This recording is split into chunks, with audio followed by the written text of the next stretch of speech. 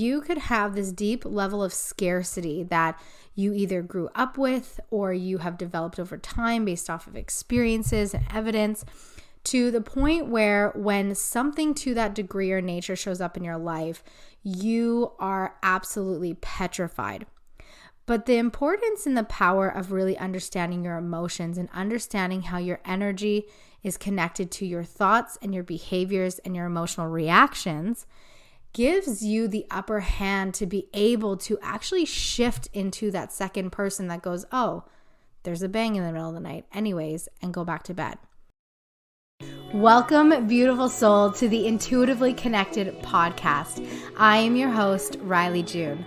I am honored to be your intuition master coach and empowerment leader who has spent the past half a decade perfecting a method to walk you through deep cellular transformation so that you no longer need healers to help you thrive in your life. I have had the honor of supporting thousands of women across the world and watching them move through deep transformations from finding themselves, ridding the limiting beliefs and hurt of their past, finding that deep soul intuitive connection that we all desire and seek, and having them walk away a more empowered and connected version of themselves, thriving in so many different ways. This podcast is here to bust down the new age deceptive, manipulative energy tactics that are often found in the spiritual industry. Share incredible guests transforming lives with specialized gifts and modalities to not only equip you with the knowledge of what to do, but to inspire you to take that action so that you can rise and thrive now and in your future too. From intuition, faith, mindset, emotional intelligence, physical care, and so much more, this weekly dropping podcast every Monday will give you the dose of knowledge you have been praying for. It's time to get you intuitively connected now. Are you ready? Let's dig in. Hello, beautiful soul. I am really excited about this conversation surrounding the emotional intelligence within you that is guiding and directing you to go deeper within, and ultimately supporting you with being able to unlock a new level of connection to your intuition. If you're new to this podcast, this is a place where we talk about all things healing, self-discovery, intuition, faith connection, the new age deception. Just hold tight for that series because it is coming after this one. And it is going to be so eye-opening. I'm actually really excited for that series to drop. And it'll be coming out throughout November. So totally stay tuned for that. But your intuition is the language of your soul. And what that means is that in everything that we do in life, there is this energetic component that is connected to absolutely everything that exists, from a pen to a tree to God to people, generations, history, the future, and everything in, above, below, and in between. And so when we learn to connect to our intuition, when we learn to ultimately trust this guiding force of empowerment, of purpose, of meaning, what you are doing is helping yourself evolve beyond the physical world, this world that is full of deception and lies and manipulation, equally as it is full of all the good things too, the beauty, the blessings, the laughter, the fun, the adventure. But all of us want to be able to know the right decision to make, want to be able to no longer be held down by the weight of the burden and the guilt and the shame of their past, whether that be decisions surrounding addiction, whether that be abusive relationships, whether that be uncovering that as a child you grew up rooting into the belief that you aren't worthy of being seen or being heard or being loved, not being enough, good enough, all those types of things, struggling with confidence, struggling with courage, struggling to know how to take the next best or right step for you in your life. Your intuition is the voice that is leading you to be able to understand that, to discern that, to uncover it, to find meaning in life, in purpose, in everything that is going on in and around you. It's your life's evolution. You are a gift that God sent to this world. And when we talk about wanting to understand our purpose in life, our mission in life, our soul path that we're meant to live out in this life, it's not just one thing. It's a multitude of things, from the presence of a moment to trialing and erroring different experiences to summoning mountains, whether that be emotional mountains from your past, whether that be jobs, careers, business building, like so many different things. And your intuition is constantly guiding you out of the fear and into the light of making those decisions. So when we dive into today's topic surrounding emotional intelligence and how this is really helping you on a deeper level to understand and uncover ultimately what's going on underneath the surface in your mind, in your energy, in your body that is holding you back from trusting your intuition. We get to look at this aspect first, and I'm going to share a takeaway from one of the students in the intuition immersion program. All right, this takeaway actually came through in the first module for this student, which is so powerful because in module 1, we don't even get into the aspects of trusting our intuition and the emotional components until module 3. But in module 1, it's really about expanding your level of awareness and tuning into a higher sense of understanding. And so in this particular example, the question is, what was your greatest aha moment that you broke through to in this first section? And the student said, it was in this last video I realized that I am right and that my intuition keeps telling me not to take my ex back to court for custody right now. Even though everyone around me says to, my gut tells me that he's suffering and to focus on him, helping him with that instead of creating more sadness in his life. And we can have many different opinions about how this person should approach a situation. This other person in her life is suffering, and we should not always enable these behaviors. And there's so many different avenues that you can take. But the point is that this person in particular had this deep gut feeling, which is what your intuition feels like. It's this deep sensation in your gut to actually choose to lead with compassion, even though all these voices, all this noise around her was saying to do something differently. In that choice of compassion, in that choice of leading with empathy, she was able to know and trust that what was coming through was for the betterment of not only the understanding and connection that she could have this clarity for herself. Imagine the peace of mind that you could have knowing that in the gut instincts that are coming through for you, even though there's all this noise in the world, that you can make this decision and whatever that decision looks like for you, and it be the best one. Because here's the thing, you actually never know the outcome of any decision that you make until you decide, until you stick with it, and until you live it out. And for her, not only did this bring a peace of mind to the noise of the world around her, everybody else's opinion, but it brought through a deeper level of trust within herself and the ability to lead with clarity through this decision that she was needing to make in this particular instance. And it is so powerful, so powerful for us to be able to have that empathy and that compassion. And this is what the emotional component of your energy is constantly trying to tell you.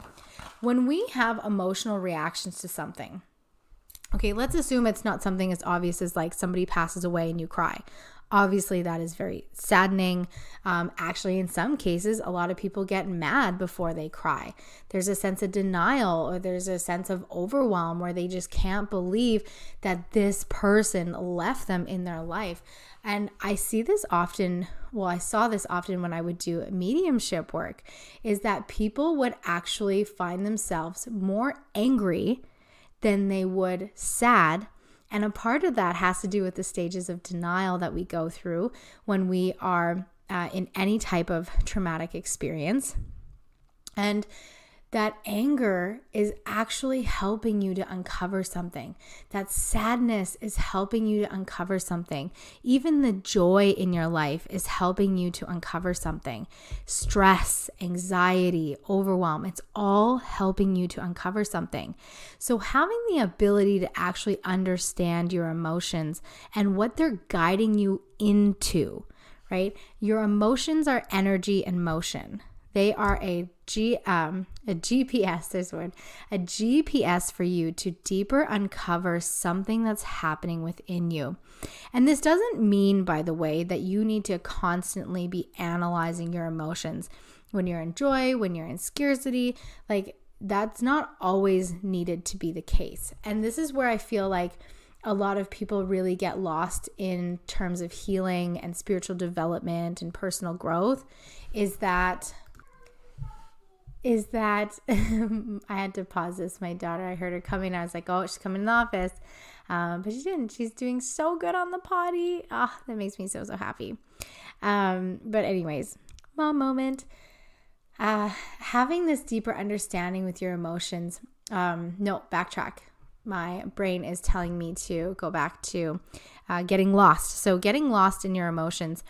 This happens so often when we actually don't have a deeper sense of self-understanding, because then we're constantly trying to overanalyze our mind. So there's an imbalance that's taking place within our belief systems, within our behaviors, and equally in the transition that our body is going through. So in module 2 of Intuition Immersion, we talk about how much the brain actually affects the body.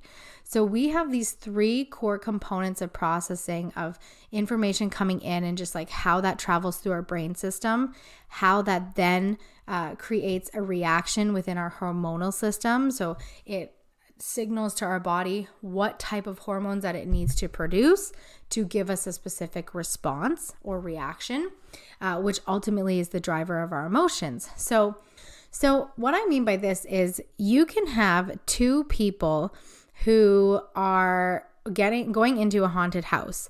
One of them has this deathly fear of ghosts and the other one could not care less. And both of those people go into a house and they spend the night, and all of a sudden they hear a big bang in the middle of the night. The person who is afraid of ghosts is going to wake up paranoid, petrified, overwhelmed, just totally in fear. And the other person is going to wake up, oh, okay, anyways, and go back to sleep. So you have 2 people dependent upon their beliefs, dependent upon their experiences, that are having reactive emotional experiences in 2 different ways to the exact same thing. And we do this often and all the time. And when we talk about healing and when we talk about understanding having a deeper level of emotional intelligence, what we do is we ultimately switch between those 2 types of people.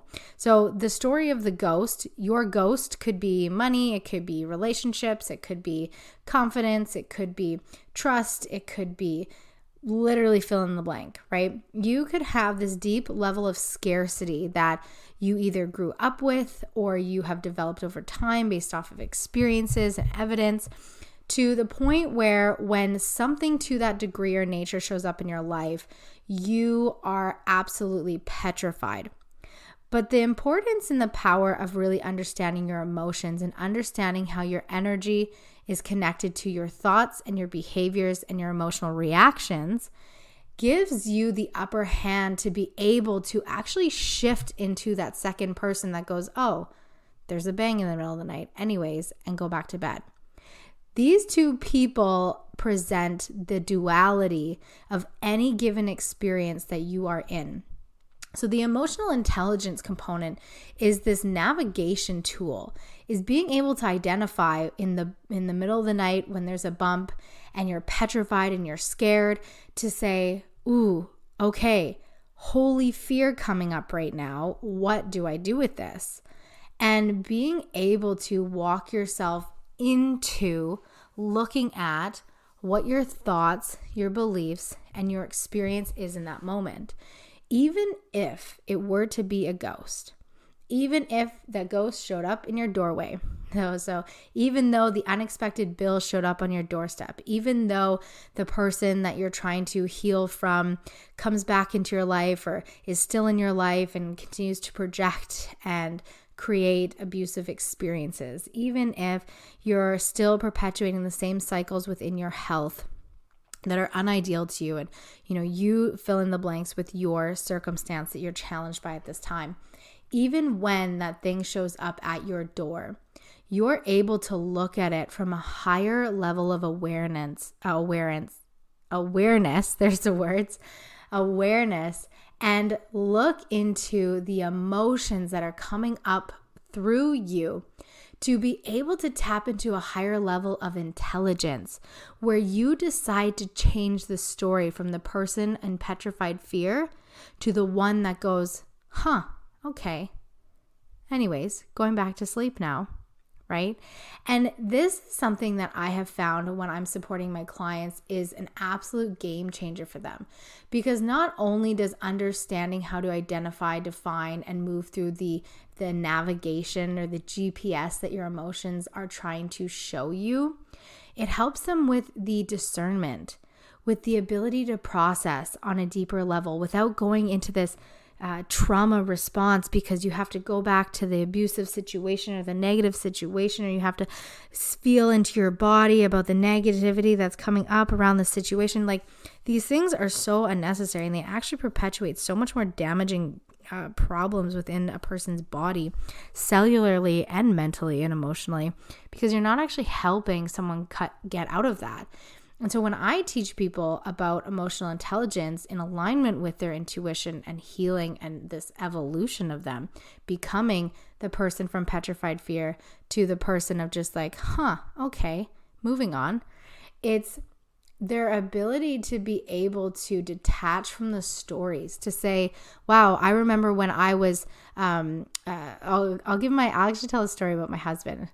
So when my husband was about 7 years old, his parents had this babysitter that was just lived down the street from them. And the only reason that this particular babysitter came over to help his parents out with him and his brothers was because his mom knew the mom of this kid and just trusted that everything was going to be okay.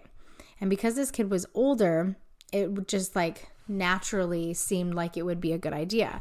Well, it turned out that this kid that was watching my husband was super dark and twisted and had a lot of trauma. Not because he was abused for any reason, but I don't really know the story behind it. I just know that he was a very dark and twisted person. And so when my husband was 7, this guy came over to babysit him. He was 17 years old. And he put on this horror movie that a 7-year-old is not supposed to watch. I cannot remember it for the life of me right now, but something along the lines of like It, right? And then made him watch it in the dark. And then when the movie was over, he picked him up and he put him in the mechanical room, turned all the lights off and shut the door and locked the door. And so my husband was absolutely traumatized surrounding this horror movie, surrounding being left in the dark, locked in a room, and to the point where he literally had an accident because this babysitter would not let him out of this room. And though this story is like, holy Lanta, what is going on right now? Eventually, my husband, through his own healing, found the courage to be able to actually stand and not feel petrified surrounding the dark, where for a long time in his life, he could not stand dark rooms. There's sometimes even now today where he will struggle to fall asleep without some kind of a light on or a movie playing. And I've been working with him on this one to really just understand that fear that he has, or the reason why he has a specific habit and behavior, going back into last week's episode, is because of that circumstance. And so now that he's become aware of it, when his anxiety comes up when the lights go off, he can start looking at that, and the other night he was like, I don't have anxiety right now. I'm like, good, it's working. So he's looking at his emotional response or reaction that's coming up when the lights go off, And he can switch from that person of petrified fear, even though he would never admit it, like, oh, I don't like being in the dark. Like it just helps me to sleep better when I have like a movie playing or a light on, when that wasn't the case. And so intuitively, I always knew that. And then when he shared that story with me a while ago, I was like, oh, there it is. And he never connected the dots for himself. And that's understandable. Oftentimes we can't do that for ourselves because we're so paralyzed in the belief, in the experience that has caused certain behaviors, mentalities, and emotional reactions that we just think that's just how it has to be. But the truth is that it actually doesn't. So when you can understand your emotional complexities that are coming up for you in a given experience that is unideal, challenging, or just fearful even, there's scarcity coming up, you can allow yourself and begin to make that transition to the opposite side of the duality of that experience where you go, that's interesting. Now you're no longer attached to it anymore.